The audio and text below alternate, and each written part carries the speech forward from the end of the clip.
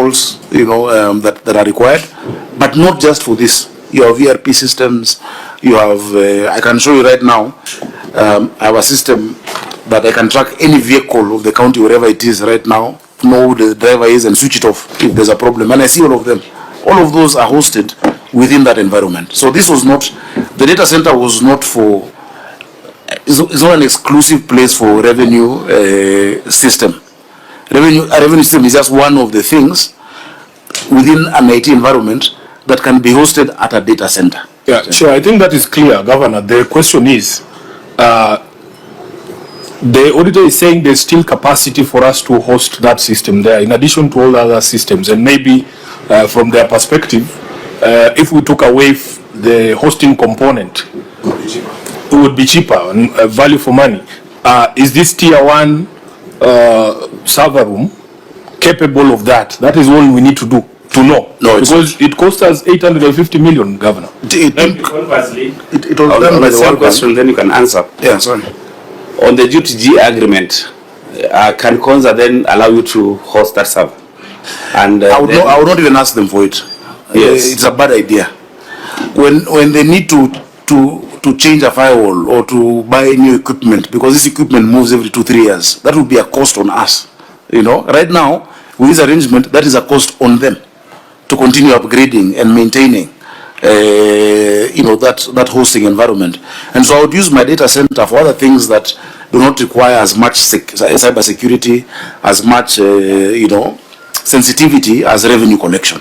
So I would not even ask them for it, unless, let me ask, it is the ICT guy, but just from what I've seen it costs, someone comes and shows you one thing like this, compare 20 million shillings, and you're like, that can do so much more. Then the question becomes, why do we keep putting money there if it is being underutilized? It's used for other Why things. do we keep putting money there? In our data center? Yes. Our data center is used for many other things that are not as sensitive. It is still used. We still have to have the many needs that our data center serves.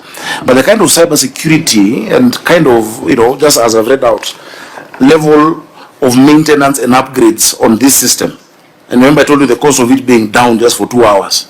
If it's down for 5 hours, it costs me, there are days I collect 200 million. If it's down half a day, I've lost 100, And even hiring the people to keep running it, I would rather that comes as software as a service. That is, in fact, part of the cost-benefit analysis they will show you is the cost of just the equipment.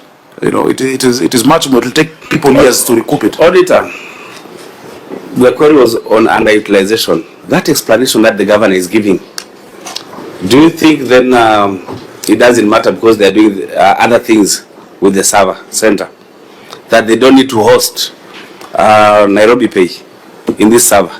Does that mitigate this query? Thank you, Chair. That mitigates. The concern to begin with was there was no evidence that they had assessed the readiness of the support from that the server room before now they moved they handed over the host to the Konza. So there was no evidence that it had been taken into consideration. From the initial time it was G2G, and that's why it was hosted by Konza. That's my understanding. What he's saying, yes, is that if an analysis of the capacity we have internally was taken into account during that conversation, maybe the hosting component would not have been given to Konza, and it would have been cheaper for the people of Nairobi. And my reading is, I don't know, maybe Governor, okay, Governor, let's see what you have to say about that. I think I'll just explain for me, and maybe we should just bring the numbers. The cost-benefit analysis and the convention that the world is going to is that if I don't have to buy a pig to have breakfast for one sausage, you can own the pig, keep producing sausages, and buy the sausage that I want. The service makes sense where it is, because I don't have to buy servers every 2-3 years. I don't have to keep buying equipment and laptops and whatnot. Session Chair, we were together in the Parliament of South Africa when our counterpart committee was looking at the city of Kuruleni. Kuruleni is a metropolitan city, hived off Joburg, and it covers the area where OR Tambo is. And so it's a very, very rich city. I was with Senator Wambua and Senator Mwaruma. The city of Ekurhuleni lost 2 billion rands through a cybercrime incidents. And we sat through the hearings of the committee, and we had very interesting things. That insiders colluded with hackers, or hackers working with municipal insiders, infiltrated the city's billing system and manipulated property debt records, created fake invoices, issued fraudulent rates, clearance certificates. In fact, at the end of that session, the chair asked about the instant fines, because they make a lot of money from instant fines, these things that you are handing over to NTSA, but that's a conversation for another day. And the municipality said that it was a management decision to turn off instant fines. And Senator Wambua, you remember how that awkward that sounded. In total, the city lost 2 billion rands. 2 billion rands is easily 14 billion Kenya shillings as a result of compromised systems. Now, the reason why I bring this up is that Nairobi might want to host all these systems internally, but the question would be, what is their capacity? And that's why it's important for us to look at the results of a systems audit that focuses on security and controls. Because you don't want a situation where, fine, you've got this nice server room, but there's someone inside that server room who tells you, if you want me to clear your rates, nipe kitu kidogo, and then I can go into the system and do that.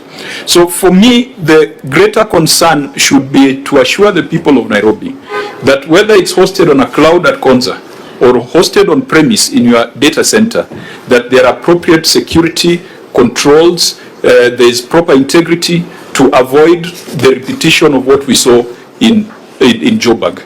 I say that just to illustrate that it's not theoretical. It is something that is happening. It's a big, big scandal in South Africa, even though I think, just like Kenya, they are used to big scandals. They've grown thick skins. So it can happen here if we do not take proactive measures, Chair. Chair, Okay, Governor. Chair, the substantive chair has really affirmed my position. Keep it where the safety, the security, the focus, that's all they do. You know, as opposed to where you will not have the continuous upgrading and whatnot. And it's a service that you want. Yeah, the objective of the county is not to host, it is to get revenue and to get it in a safe way, efficient way, without downtime. So if they can provide that, of course it can be a matter of pride to say today we host, but even where the world is moving, there are less and less physical spaces for hosting. It's in the cloud, you know. So Chair, that is my position. I just talked about it. Yes, Governor, just confirm to us, in the contract, do you have a deal on the uptime for? Yes, there's a service level agreement. What's the percentage? I don't know the contract of it, but is what, 99%? 99%. Yeah. And they're achieving it. 99%. For most part, we can come substantively on this matter and explain it. But I promise you, every county should use this system if they are really serious about revenue. Sure. But you see, the hesitation with some people is that hapa they hakuna deal, you know. So come hapa kupangana, why should I move into that one? So you stay with the vendor. Yeah, I mean, Governor, from what you have said, where you're saying it's, you know, you'd rather put your data on a cloud rather than on premise. Along the same lines, I think we all agree that it's better to keep your cash not under the mattress but in a bank. Thank you, Mr. Chair.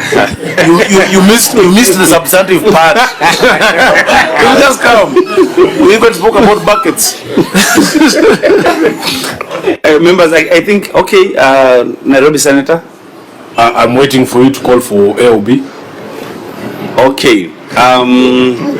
This horse can't be flogged further, but we've made progress, members, auditors. I think for all of us, we've made tremendous progress on this issue.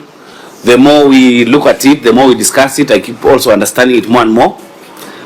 Let's go to closing remarks, and I would start with the Gov. Let me just, with your permission, Chair. Okay. You know, yesterday the governor put it in was closing or No, this is just as AOB because he's here. Okay. Yesterday the governor was before the finance committee and I tried to raise this AOB, but because I was playing away, they decided to call it offside. But now that I am at home and this committee is I don't want to go there. Governor, there is an issue that is current that I really wanted us to just, even if you don't have those answers now, you need to calm the anxiety of the people of Nairobi regarding this proposal that we hear that you wanted to borrow an amount of money, from a private bank, essentially to be able to complete development projects. And unfortunately today, because we have covered the receipt of revenue report, we didn't go into the main report so that we could see the sort of projects that are earmarked for that conversation.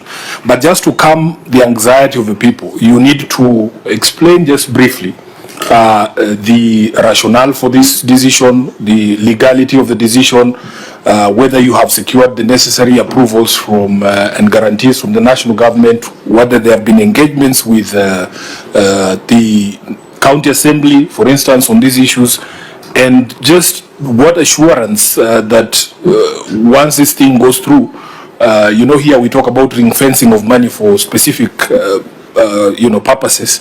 What assurance we can get that we're getting value for money.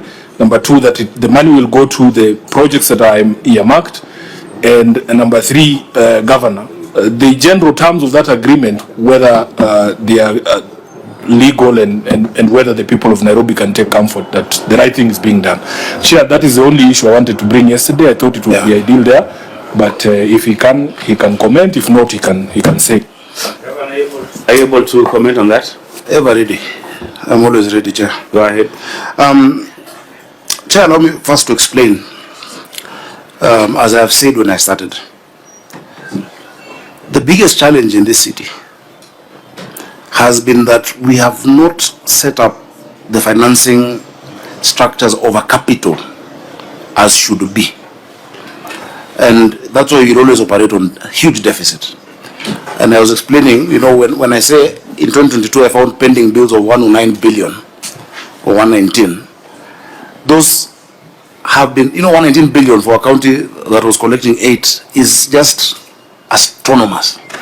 But that problem will never be solved until you unlock proper financing. Joburg, where you are, is listed, on the Johannesburg Stock Exchange and collects so much more. Its value is bigger than South Africa in terms of brand, and so on and so forth. And so we keep exploring what options we have, even as we push.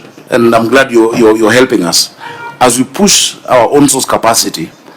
But we will explore all avenues through which we can be able to sort out outstanding liabilities, because now 119 was big, but it's come to 86 billion. So even as we want to sort those out, how we have a sustainable method of financing the capital, which is why I was very happy to run into the cooperation, because that injected to me another 80 billion worth of projects, not done necessarily by one entity, but worth of projects. 80B would take me 100 years of collecting parking, in town. So, Chair, it is a thought we've had. Now, the law, Senator Sifuna, makes it so difficult for a county to borrow. It is extremely difficult and convoluted process. Article 212 of the Constitution says that a county may borrow only if it gets 1, national government guarantee, and 2, approval of the county assembly. Then you go to the PFM, Public Finance Management Act. PFM, Section 140 of PFM, gives you the considerations. The CECM of Finance may raise a loan on behalf of the county executive, so long as it is in line with Article 212 of the Constitution that I've told you, and Section 58 again of PFM. It must be part of your county fiscal strategy paper in terms of the projects you want to undertake, and the limit is set in the county debt management strategy paper. Yeah. Then when you go to 141, it again gives you other criteria. You look at 141 of PFM. About the limit being set, market value that it must be the lowest possible cost in the market, consistent with the appropriate degree of risk, meaning you cannot single source any credit facility, because it must be the best market value.